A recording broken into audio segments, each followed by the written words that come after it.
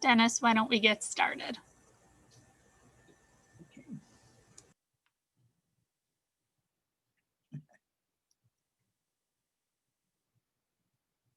Good afternoon. I'm Dennis Galucki, and welcome to the 394th Imagine program and another great virtual Imagine lecture hosted by the Buffalo and Erie County Public Library.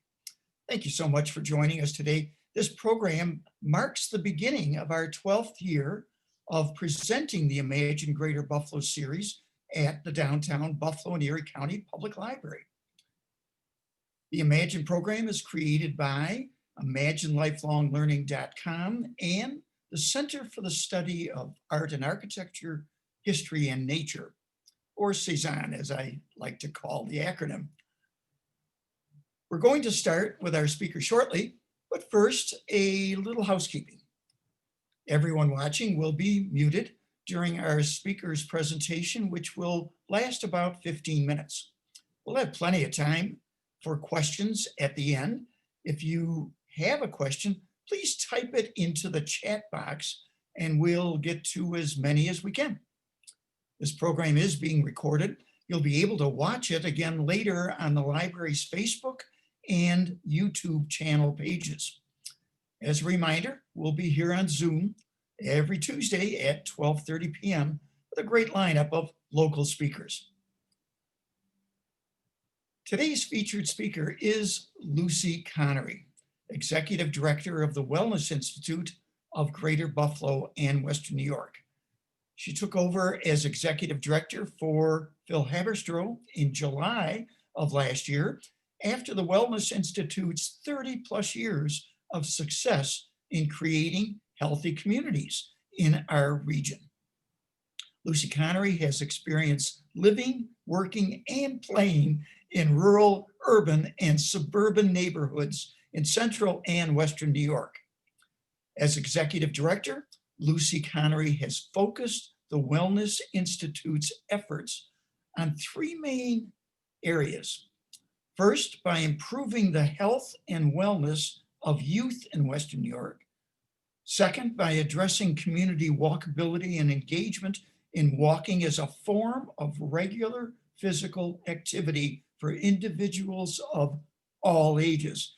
And third, by providing health education, promotion, and consultation to communities, organizations, and individuals who express interest in the field of wellness. And now, let's welcome Lucy Connery. Lucy? Hi, everyone. Thank you so much. Happy Tuesday. Happy New Year. I'm very excited to be here and to talk a little bit more about this organization that I just love so much. I've been at the Wellness Institute for about 2 years now, and it's just been such an awesome experience. And I'm just really excited to share it with you. So am I good to share my screen? Go ahead. All right. Thank you.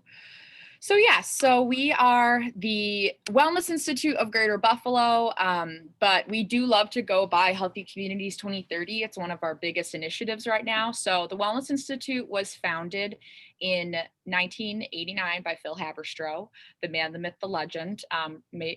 He passed away in November 2020, and it was a huge loss, not only for us as an organization, but for a Greater Buffalo community and, all over the state. So I just want to kind of dedicate this presentation to Phil Haberstroh, and I'm really excited to share his mission and the shared mission that I have with him. So like I said, 30 years, we are 30 years strong and small. So when I joined the Wellness Institute, it was myself and Phil and 3 other members on the team, on staff, and then many, many volunteers. We've always had a strong history of volunteers, interns, but we've always been a small group, a small office. So some of our biggest roots that Phil really started for us were our history in workplace health promotion, specifically in civic health and police health. So when Phil first started, he managed the City of Buffalo wellness program for police officers. He managed the Buffalo Fitness Consulting Program.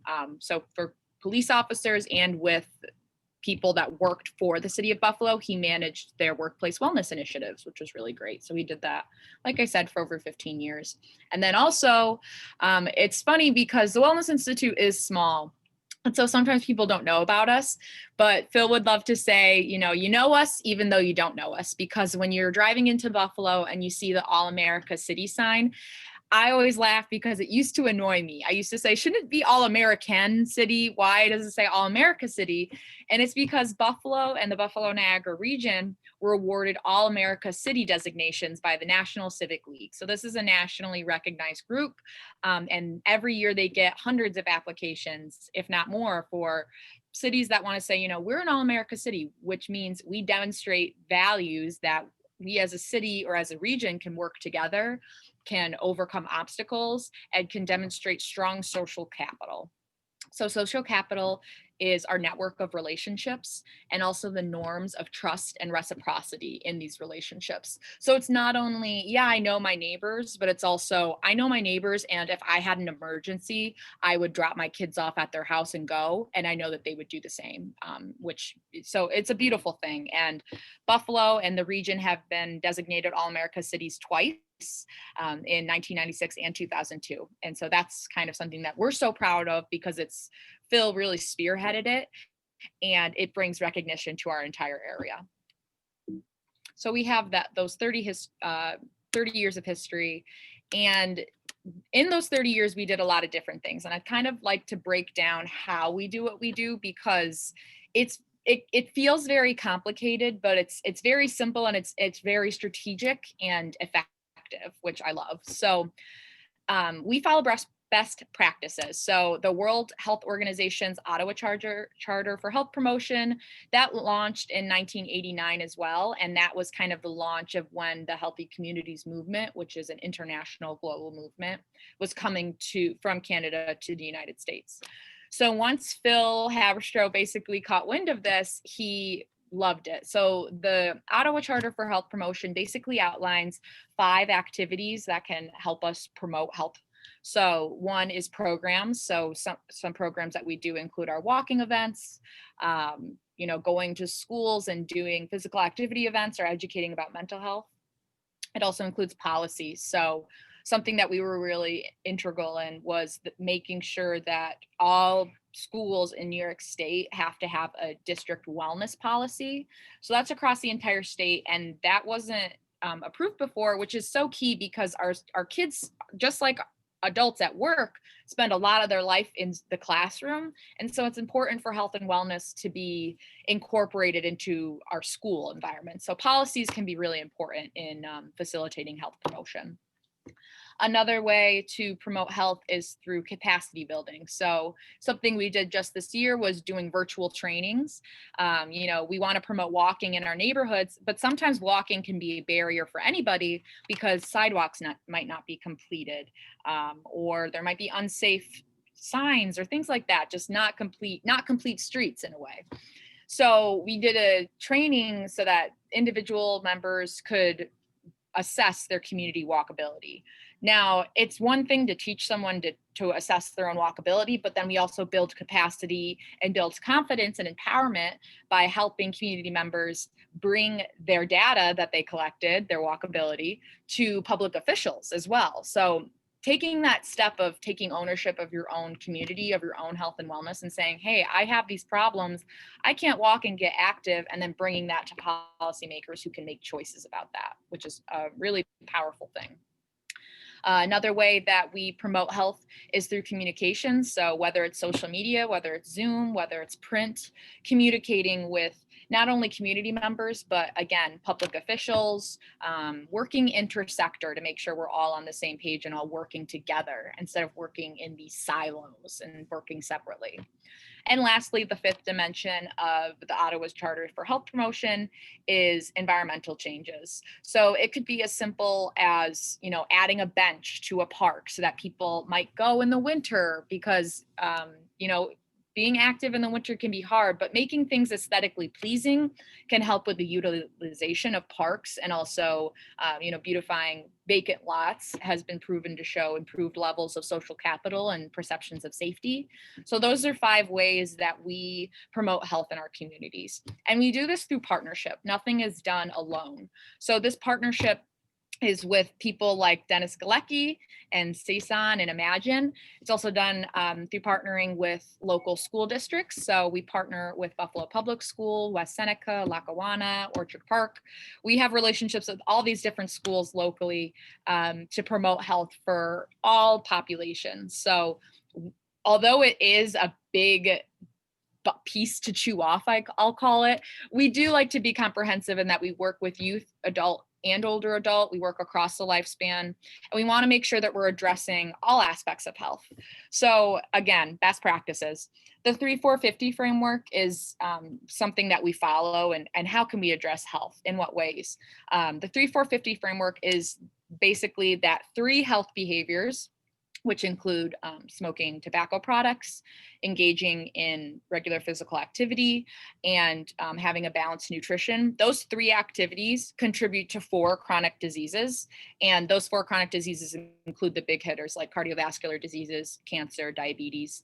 And then they contribute to 50% of preventable and premature deaths. So it's a really great framework that kind of lines up, okay, what are we addressing and why? Because those 3 health behaviors are some of the most important to see a huge impact in our health status. So the reason why that's important is because, how do we measure it? It's important in a lot of different ways, but how is that measured then? How do we know that we're making an impact? We use the Robert Wood Johnson Foundation's National County Health Rankings. In March of 2020, they just released their 10th annual county health ranking report. It is so comprehensive. They measure it based on 2 things, on our health behaviors and our health outcomes. So like those chronic diseases, but also how well we behave, how healthily we behave. So we use this as our main metric because we want to see, are we making an impact in our community? Erie and Niagara counties have traditionally been ranked amongst the least healthy in all of New York State. So New York State has 62 counties. The Bronx County has almost always ranked the least healthiest. But Erie and Niagara counties aren't that far behind. We've been ranked 56th and 58th respectively. So the only benefit is that Niagara County is 58th and we're 56th. So we're a little bit better. Just kidding. But so we're not doing that well with our health status. So we need to do better. In response to that 10th annual county health ranking showing that in the last 10 years, we've never done better than 50th, we realized we need to revamp our efforts. So the wonderful Phil Haberstroh gave me the opportunity of a lifetime and allowed me to take over the Wellness Institute while he transitioned to board chair. And we launched Healthy Communities 2030, which is a decade-long strategic data-driven initiative that's just supposed to really outline our work for the next 10 years. So it includes addressing physical activity, nutrition, and tobacco use. But we also added a 4th dynamic because we thought it was so important, especially with the new decade, especially with all the challenges that came because of the pandemic. We added mental health as a key component to our efforts because I think we all know from last year, our mental health is so important. Our self-care is so important, and taking care of ourselves first.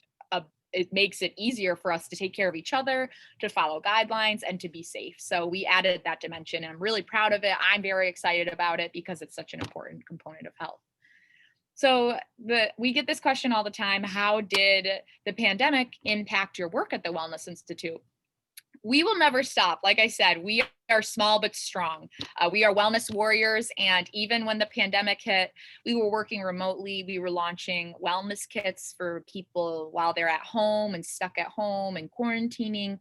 How can we be healthy at home? How can we support local organizations that are working really hard like us, to spread the health instead of the wealth, spreading the wealth of knowledge about how we can impact our health status safely.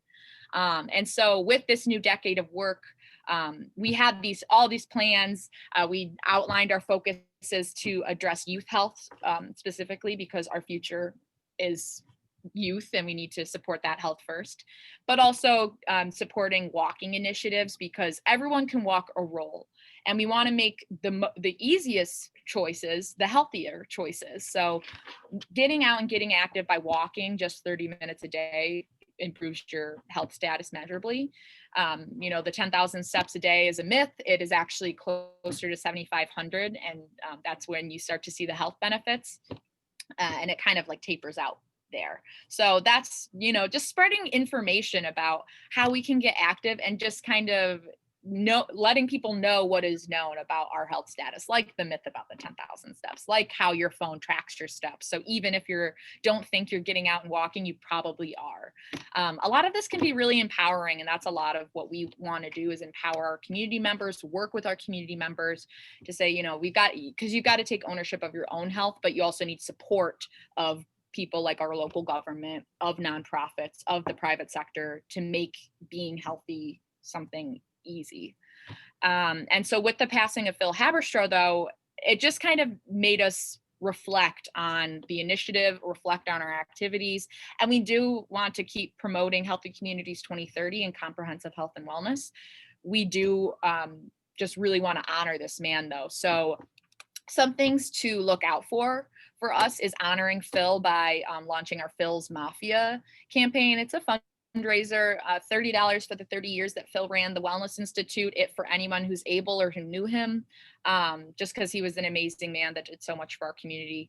And also our Walking Warrior campaign. So this is another way to honor Phil, but it's also something that we're really excited about. We want to partner with community members to start their own walks, COVID safe walks. So small groups, neighborhood groups, people that you might already be exposed to, just your family or the people that you're quarantining with.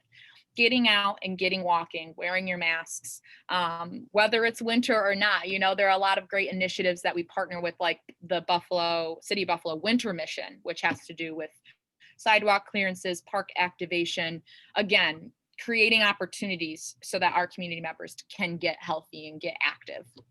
So those are two things we're really excited about. Another activity I'm really excited about is we just recently launched our Wags to Wellness photo contest. Wags to Wellness is in partnership with the White Whiskers Senior Dog Sanctuary Project. And, you know, I could speak to it, but we actually have a guest on today. Paula Milligan, she is the founder and president of the White Whiskers Senior Dog Sanctuary Project, and she could really speak to this amazing initiative, Wags to Wellness, better than I can. So if it's okay, I'd love to send it over to Paula before we take any questions, just to kind of highlight what Wags to Wellness is and how to get involved. Absolutely, I'm good to go. Did that work? Thank you, Lucy. Appreciate it. So my name is Paula Milligan, as she already said. I was the grant writer at the Food Bank of Western New York for 10 years. I left there to move to the Niagara SPCA as their development director. I retired from there to start a senior dog sanctuary because I saw how many old dogs end up in shelters, and they often do not get adopted because people, and I understand this, don't want to create a special bond with an animal that's not going to be around that long. I've known Phil for many, many years and loved that guy and reached out to him. He found me on Facebook just recently. I said to him, hey, you know what keeps people fit is dog walking. Let's do something about that. So we decided that we would create a photo contest where you get out there and you put a mask on, of course, you have to be careful, and get a picture of you walking your dog. It's something that we can all do safely during COVID, but it's all ages, all communities, everybody can participate in this. You submit your photo with a $10 entry fee, which goes to White Whiskers because we are trying to erect this sanctuary. And then we have this voting process. You can submit the photos, started January 1 through February 13th. On February 14th, that's when people begin to vote with a Select Your Sweetheart, Valentine's Day. Phil loved holidays apparently, because he told me he wanted to recognize Valentine's Day as well as January 1st, as well as March 17th, which is when we will be doing the actual giving away of the prizes. So anyway, so it's just a thing where we're trying to promote dog walking, and you know, walking is great, but walking with your dog, in my opinion, of course, is just a little better.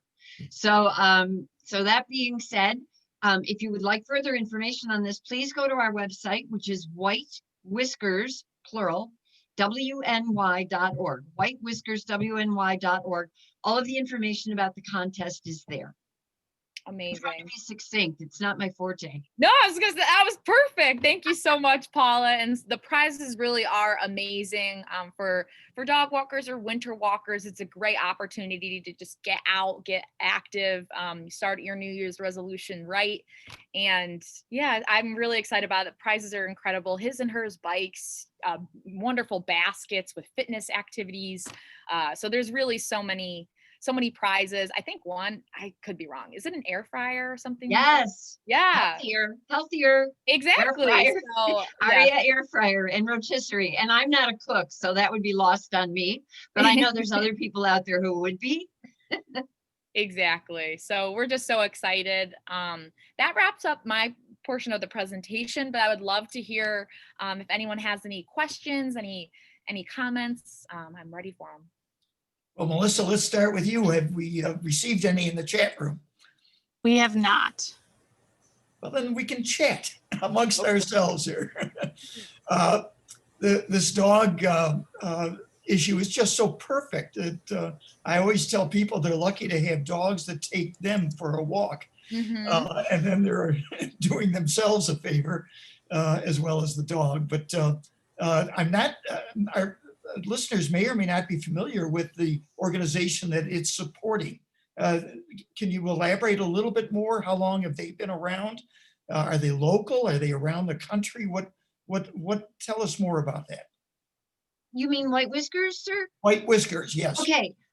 So we received our 501c3 Christmas Eve from the IRS, which was exciting. And we Congratulations. are local. We are looking for locations now. We want something between Niagara and Erie County because we have a lot of support from both of those counties. And we want a big old farmhouse. I do not want kennels. I want lots of gushy sofas and big dog beds. And I also want the place to be accessible to everyone because I know we can all benefit from dogs. So I want wheelchair accessibility. I want disability accessibility bathrooms. I want a big old kitchen where people can stash their lunch. I want a place where people who are dog deprived can come and spend the day with 9 dogs on their lap. I want, I also want emergency spots for people who are involved in house fires or have accidents. A lot of times you don't know what to do with your dog in that kind of a situation. I want to work with a lot of different agencies, Autism Services, People Inc., the VA, Mental Health Associates of Western New York. I want to work with all of those agencies, Compass House, to see how we can be of value to those folks too. I want emergency spots. I understand through the VA that a lot of veterans won't go in the hospital for procedures they need because they don't have the money to stash their dog. So bring their dog to me and for free, and I will look after him while you're in the hospital. And when you come out, your dog will be waiting. So we're going to be also like this kind of community masterpiece, if I may say that, which is going to benefit all of us, I think, in a really good way. And I know these plans are extremely lofty, but I just know I can do this. I'm a fundraiser, I'm a grant writer, and I'm an event planner. And darn it, this is happening. Based on your enthusiasm, I wouldn't want to bet against you. Let's put it that way. Where are you? Is your home your office? Are you located someplace?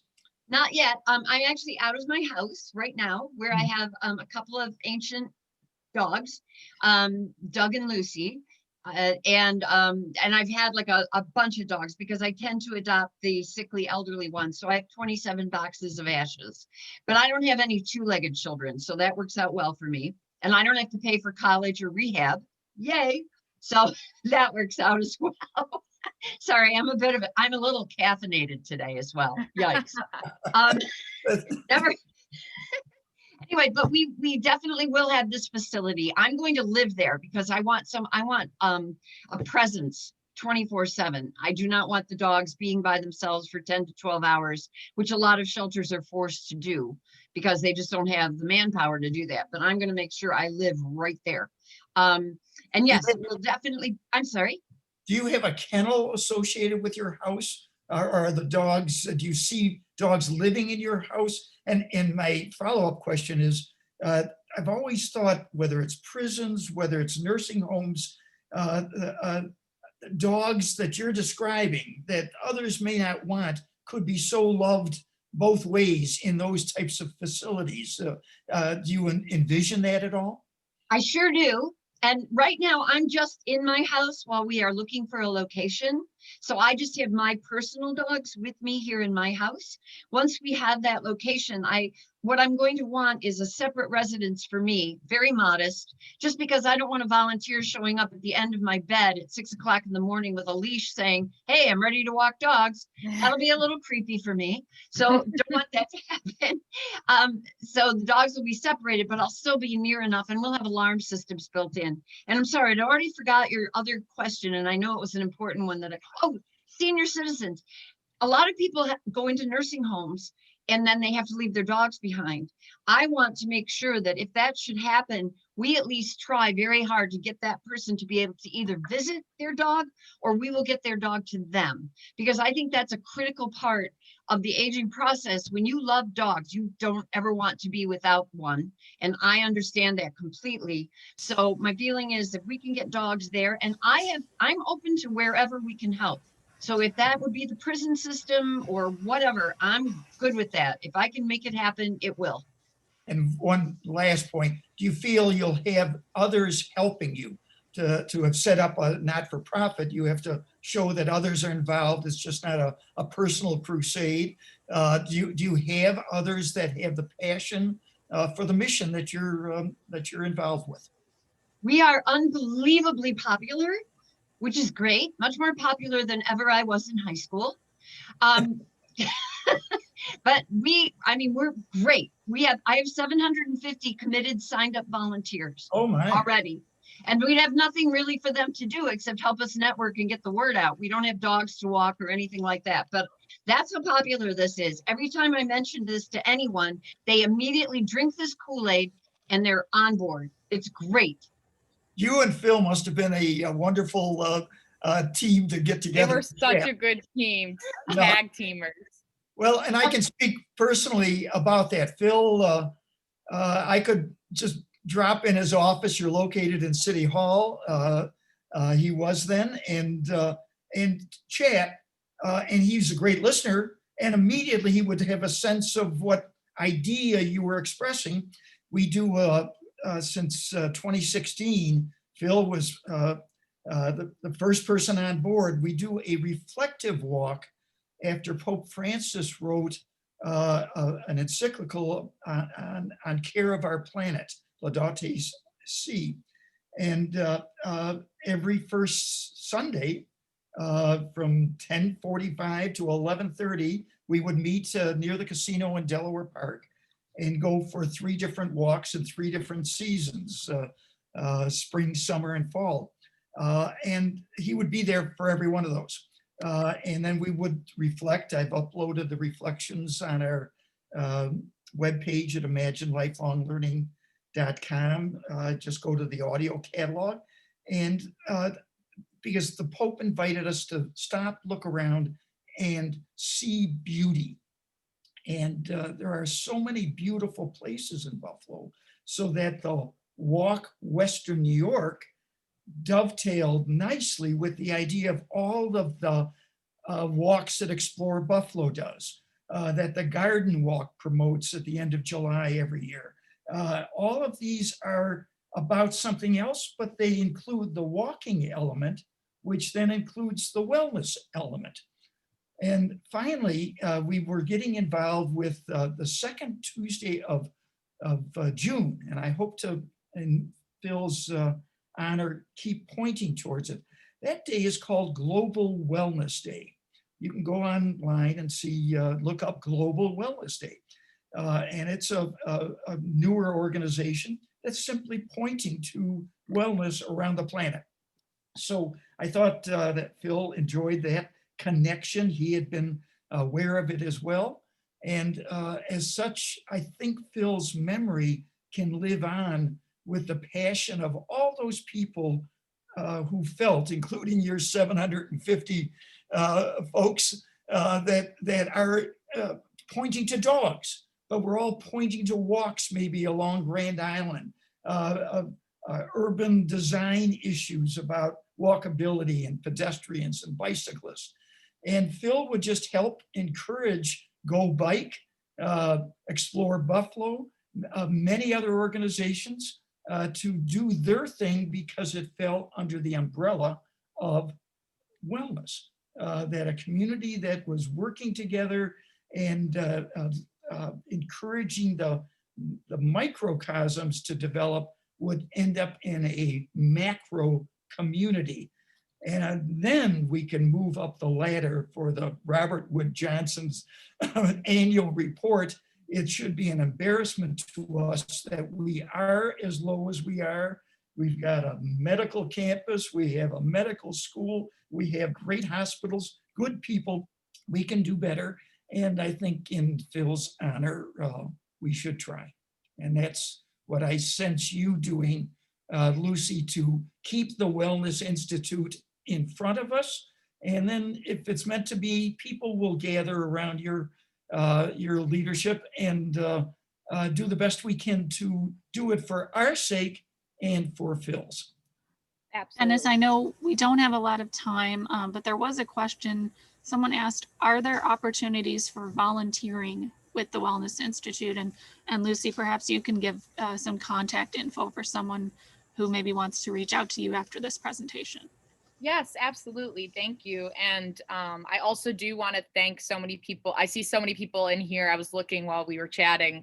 So many people have already donated to Phil's Mafia. So thank you all for your donations. And for anyone who wants to continue to reach out, all we want is connection, that social capital. So you can reach out to us at creatinghealthycommunities.org. You can email us, or you can email me at lucy@creatinghealthycommunities.org. And, I'm in and out of the office, so I won't give you a phone number, but, we've got a Facebook page that is Healthy Communities 2030. So we hope that you engage with us. We'd love to connect with you. Lots of different opportunities to do it. Could be on walks, it could be on youth, it could be really whatever you're interested in. We just want to support people who are passionate about health and wellness, just like we are. So and thank you for putting the contact info in the chat. Please never hesitate to reach out because, we just love connecting. I want to reinforce that. It's one thing for the money. I hope that Phil's Mafia campaign is built off of other successful names like that that have worked out well. But it's also the time. By the way, have you felt that you've raised money to help the Institute? Absolutely. It's been amazing. We've raised about $5,000. So, and Phil passed away in November. So it's been like 6 weeks and we've already raised that much. So, and we're a small group, it's just amazing. That's the point. That's the word of mouth. And I think people that knew Phil, it's the best way to at least channel financial resources. But boy, that question was perfect because it's your talents. Everybody in the community's got talents. And if wellness is a goal of individuals, then it becomes the goal of the community. And that's the talents you can bring to the table. So Lucy, as long as you help keep those people connected, literally in community, you will serve a great purpose, I think, for Buffalo, for yourself and all the others that want to honor Phil and continue his legacy. I think so too. Thank you. Time does have a way of creeping up here, so we will finish up here. Folks, thank you so much for joining us today. Join us next week, same time, same Zoom link, when we talk to David Granville. David, I've had as a speaker in years past. He's representing the Buffalo Public Arts Commission. We're going to hear about some of the statues that we sometimes go right by. How about David by Michelangelo on a Skajakwita, and the new Tesla statue in M&T Plaza, and probably a few more. So I'm Dennis Galucki. Be well, Have a good day and a good afternoon. Thank you. See you next week.